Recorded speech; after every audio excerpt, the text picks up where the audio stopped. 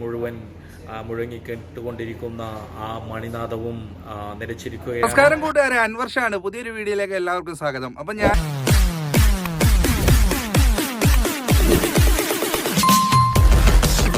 ഞാനിന്ന് കണ്ടന്റുകൾ തിരക്കി സോഷ്യൽ മീഡിയയിലൂടെ ഇങ്ങനെ കറങ്ങി നടക്കുമായിരുന്നു. അന്നേരം പെട്ടെന്ന് ഫഹദിൻ്റെ ഒരു വീഡിയോ, റിയാക്ഷൻ വീഡിയോ കാണാനിടയായി. അത് കണ്ട് ഞാൻ ഒരുപാട് ചിരിച്ചു. അങ്ങനെ കുറച്ച് വീഡിയോ കൂടെ അതിനകത്ത് നിന്ന് ഞാൻ കണ്ടു.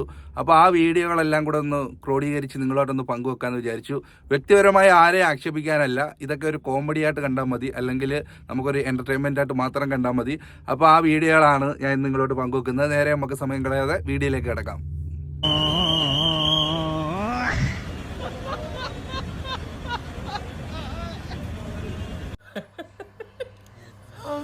അത് വരുന്നോക്കാണ് നിങ്ങള്. എന്താ പോന്റെ കോലല്ലേ? അല്ലട നായ്ക്കളെ, നിങ്ങൾക്ക് വേറെ ഒഴിച്ച് പണി. ഈ ക്യാമറ തൂക്കിയിട്ട് കുറെ എണ്ണം ഇവന്റെ മൂട്ടിൽ കൂടെ, അതാണ് സഹിക്കാൻ പറ്റുക. അത് ഞാൻ എൻ്റെ ഒരു സംശയം കേട്ടോ. എൻ്റെ ഈ സുന്നത്ത് കഴിഞ്ഞതാ. ഈ സുന്നത്ത് കഴിഞ്ഞ് 10-20 ദിവസമെങ്കിലും പിടിക്കുക അതൊന്ന് ഉണങ്ങി കിട്ടണമെങ്കിൽ.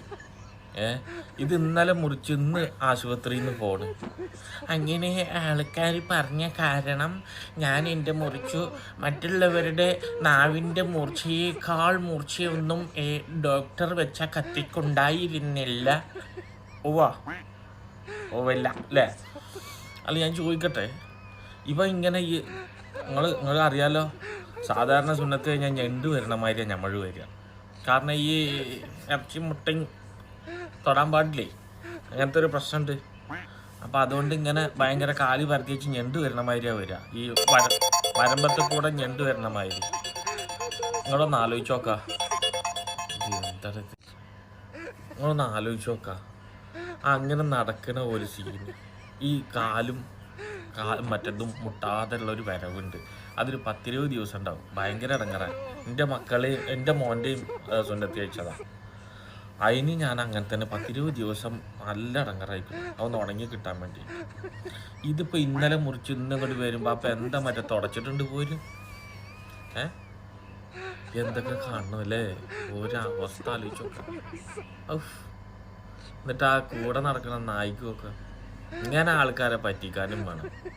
എന്നിട്ട് എനിക്കതുകൊണ്ട് മൂലക്കുരുവിൻ്റെ ഒറ്റ ഇത് കഴിഞ്ഞിക്കത്തോണ്ടാണ് കുണ്ടിയും തള്ളി പിടിച്ച് പതുക്കെ നടക്കുന്നത്.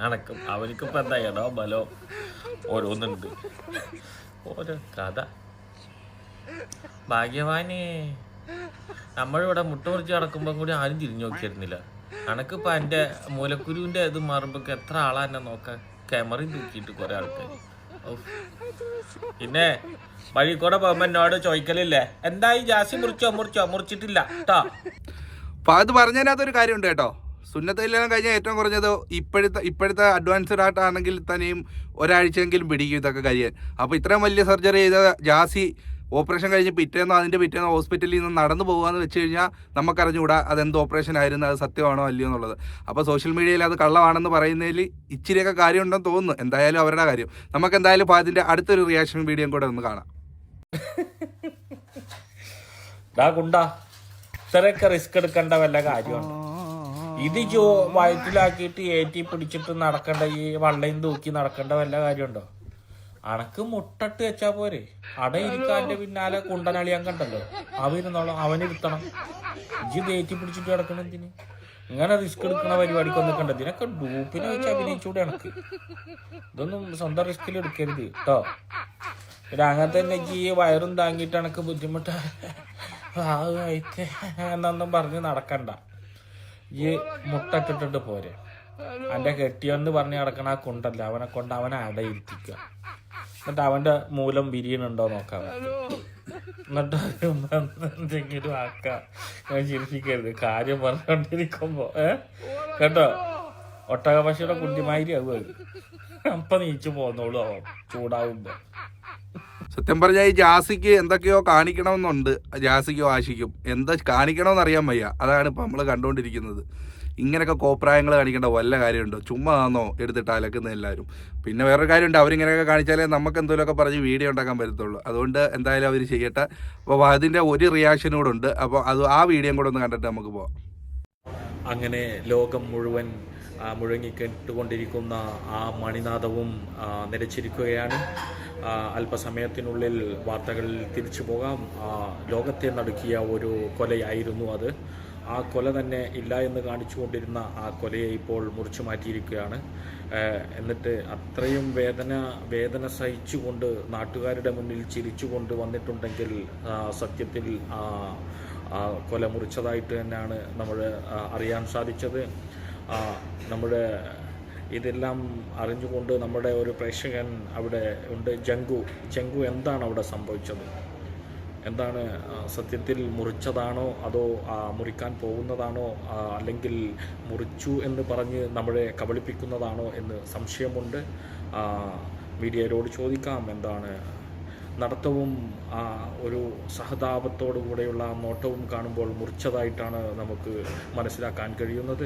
ലോകത്തെ തന്നെ നടുക്കിയ ഒരു മുറിയായിരുന്നു അത്. ഇനി ആ മണിനാദമില്ല, ഇനി മണിനാദമില്ലാത്ത കേരളമായിരിക്കും നമ്മൾ കാണാൻ പോകുന്നത്.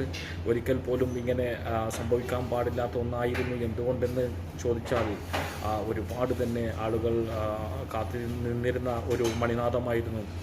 അലാറം വെച്ച് പോലും എണീറ്റ് ആ മണിനാദം ആസ്വദിക്കുന്ന ജനങ്ങളുണ്ടായിരുന്നു കേരളത്തിൽ. ഇപ്പോൾ നമുക്ക് വീണ്ടും ചോദിക്കാം, എന്താണ് ജഗ്ഗു ലൈനിലുണ്ട്? ഹലോ ജഗ്ഗു, കേൾക്കാമോ? ജഗ്ഗു സോറി, ജഗ്ഗുവിന് തടസ്സം നേരിട്ടതിൽ അടുത്ത വാർത്തയുമായി വീണ്ടും വരും. ജാസി മുറിച്ചു മാറ്റി. അടുത്ത ചോദ്യത്തിലേക്ക് കടക്കാം. അപ്പൊ കാര്യം എന്താ പറഞ്ഞാൽ നമ്മുടെ ഫഹദിന്റെ റിയാക്ഷന്, സംസാര ശൈലി, ഇതൊക്കെ എനിക്ക് വളരെ ഇഷ്ടമാണ്.